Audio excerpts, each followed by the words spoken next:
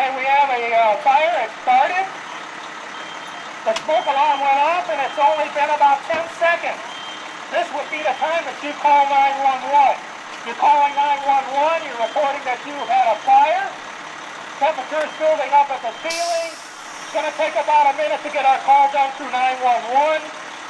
After the call goes out, it's going to have to go to the engine crews. We're going to give them 4 minutes to respond. So they will show up on scene in about 4 minutes and 30 seconds. The temperature is building up at the ceiling. If you look at the floor, it is clear. The fire has to breathe like a human being does. It breathes around the floor. That is why you need to be down on the floor when you're trying to escape a building during a fire. It breathes on the floor. You get down on your belly and put your nose against the floor. You drag using your arms and legs. That is where it is breathing.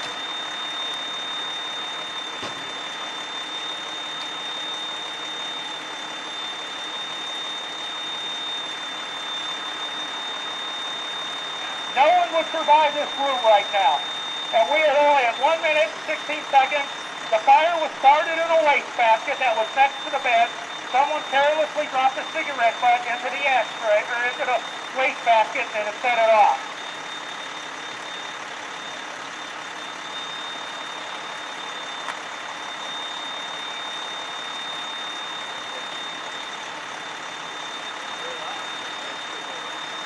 We've got about 3 minutes before the engine company's going to pull up on the scene. They're leaving the station, and they're en route for the scene. As you can see, the fire is contained to the room. The sheetrock is holding. Sometimes if it's very intense, it'll fail. It'll fall from the ceiling. If it does that, it'll either spread into the attic area or the void between 2 floors, and that's very bad for a firefighter. If it gets up under those voids, it's going to overtake the building.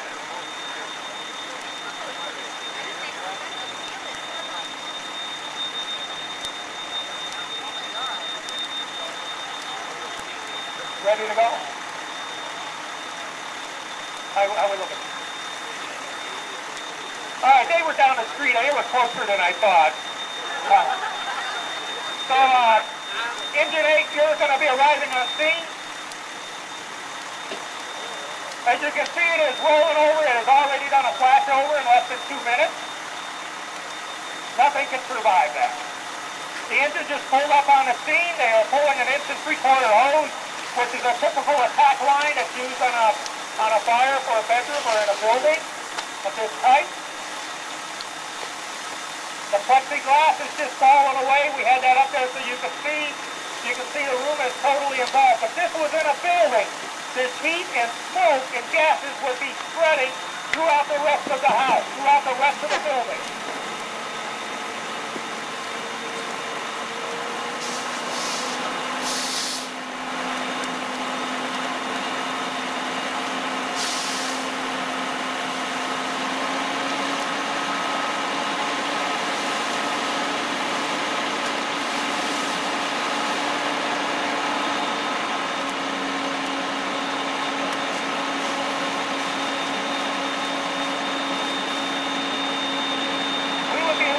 Aggressive on our firefighting, but I asked the firefighters to do it kind of gently, so if you want to go up there and look at the inside of the room, a lot of the contents are not disturbed, so we would be using more pressure and a lot more water if this was a real dangerous fire.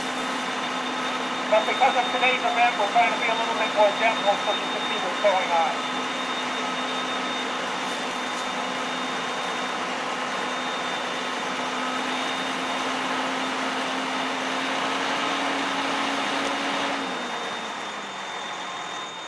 Some of the things to remember when you saw that big column of thick black smoke that was going up in the sky, if this was in your house, that's going to stay in your house, and that smoke alone is probably going to cause another $50,000 to $75,000 damage in the home. The fire could be confined to the bedroom, but the heat and the smoke and the gases can go throughout the rest of the house and do as much damage as the flames itself. Not to mention to take lives. About 90% of the people that die in fires die of smoke inhalation. They're dead before flames ever get to them because that smoke stayed inside the building. You literally drown in the smoke is what you do. All right, on our next fire, we have a room and the conditions are exactly the same Only this is with an automatic sprinkler system in it, and this is what we prefer. This is like the airbag in the car. Sprinkler systems are designed to get you out of the building. They're not really made for property conservation when it comes to residential units. We want you to get out of the building. We can build another building.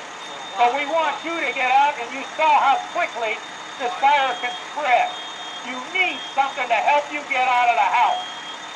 That's your timer. Oh. Too late. It's already out there. Already, about 15 seconds.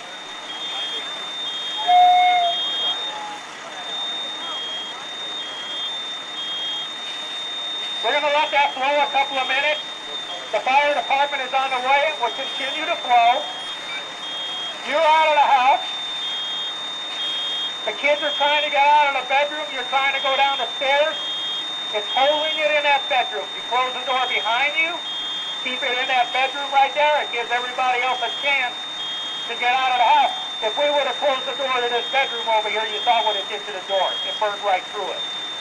This kept us contained. We will say the engine crew just arrived on scene. They were going to have to go up there and mop it down a little bit. Engine crew, you can get the engine crew to go up. Sprinklers hold fires in check. They confine them. The fire department is still going to have to come and make sure that the fire is completely out.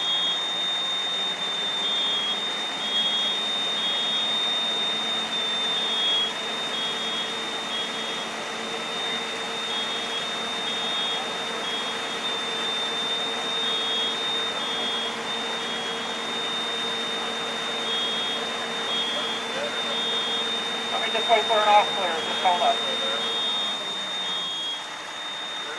Where's my tape? Do we feel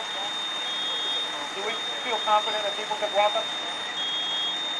Okay, we're going to do it now down on the burn building, and then I'll let you walk up.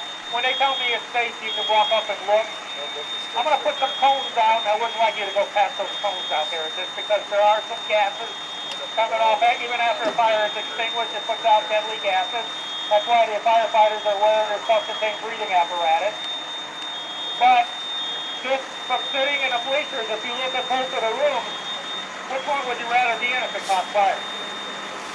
I think you're going to have a chance of getting out of there if you were in the room on the left.